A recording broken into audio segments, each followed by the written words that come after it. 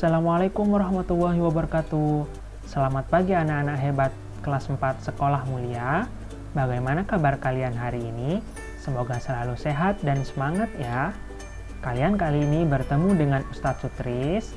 Ustadz Sutris akan menjelaskan pada tema 8 muatan IPA. Di dalam kegiatan pembelajaran kali ini, Ustadz Sutris akan membahas 3 subtema. Di dalam subtema 1, kita akan fokus pada lingkungan tempat tinggalku.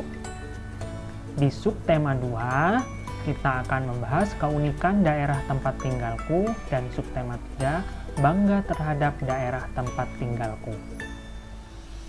Capaian kompetensi dasar dalam pembelajaran kali ini, kita akan fokus pada kompetensi dasar 3.4 dan 4.4 yang semuanya akan membahas tentang pengaruh gaya terhadap benda, pengaruh gaya otot terhadap gerak benda, pengaruh gaya pegas terhadap gerak benda, perbedaan gaya dan gerak, serta hubungan antara gaya dan gerak. Ayo anak-anak, kita belajar bersama-sama ya. Pada pertemuan sebelumnya, kalian sudah belajar tentang pengertian gaya di dalam tema 7. Nah, kali ini Ustadz akan mengulas kembali tentang pengertian gaya. Menurut kalian, apa sih itu gaya? Nah, gaya itu anak-anak adalah tarikan, dorongan, tendangan, kayuhan, ataupun hal-hal lain yang dapat menyebabkan benda bergerak maupun berhenti dari gerakannya. Jadi, gaya itu adalah tarikan atau dorongan yang dapat menyebabkan benda bergerak ataupun berhenti. Jadi anak-anak bisa disimpulkan ya. Semoga kalian bisa memahami dan selalu mengingat pengertian gaya ini. Ayo kita bergeser pada materi selanjutnya. Nah, menurut kalian, apa saja pengaruh gaya terhadap gerak benda? Nah, di dalam kehidupan sehari-hari banyak sekali contoh kegiatan kalian yang memanfaatkan gaya dan dapat menyebabkan benda itu bergerak. Contohnya, seorang anak yang sedang mendorong meja.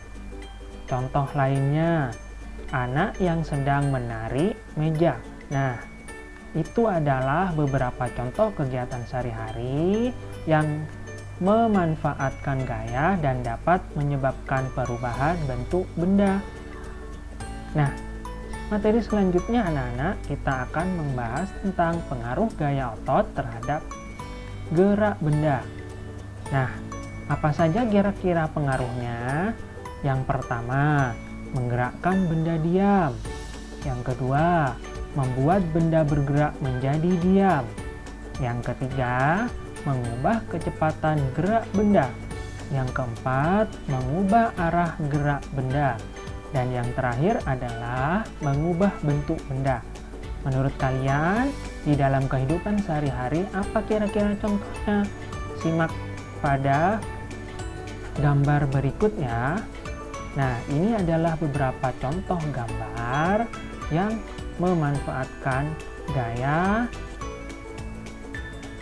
Nah, contoh pertama misalnya, benda diam menjadi bergerak. Contohnya misalnya anak yang sedang mendorong meja ataupun anak yang sedang menendang bola. Yang kedua, benda bergerak menjadi diam. Misalnya menangkap bola ataupun menangkis bola. Nah, benda yang ketiga misalnya dapat mengalami perubahan bentuk. Contohnya kertas yang dibakar, kayu yang dibuat kursi atau meja, ataupun tanah liat yang dibuat guci, keramik, dan lain-lain. Nah, contoh yang terakhir adalah benda bergerak berubah arah. Contohnya misalnya anak yang menggiring bola, mengoper bola, ataupun memukul bola. Nah, inilah anak-anak contoh kegiatan sehari-hari yang memanfaatkan pengaruh gaya terhadap benda.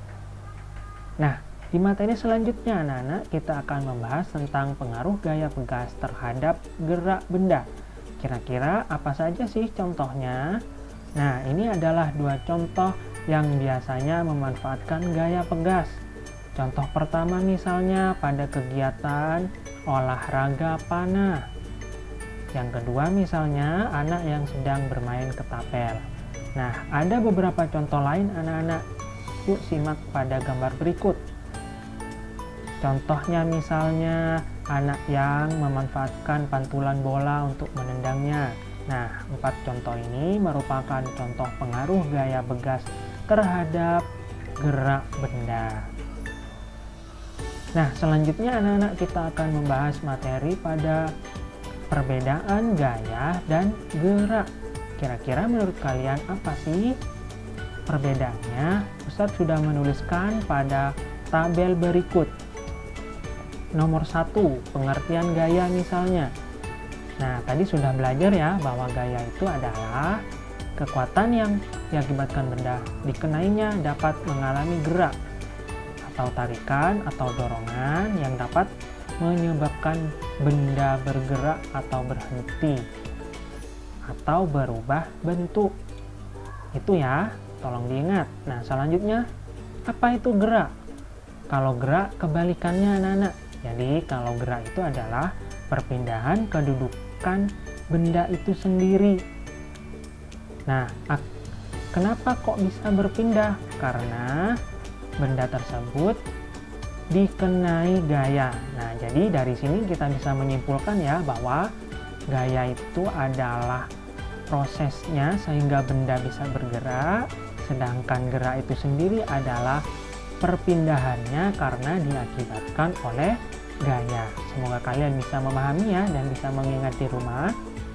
Nah, yang kedua misalnya, gaya sebenarnya merupakan sesuatu yang tidak nampak atau abstrak karena yang dapat dirasakan oleh indera berupa akibat yang ditimbulkan gaya tersebut.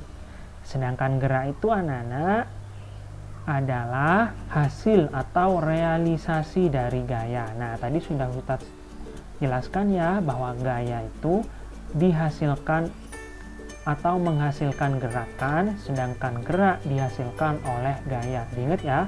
Jadi, gaya itu menghasilkan gerakan atau perubahan gerak atau perubahan bentuk, sedangkan gerak itu perubahan yang dihasilkan oleh gaya.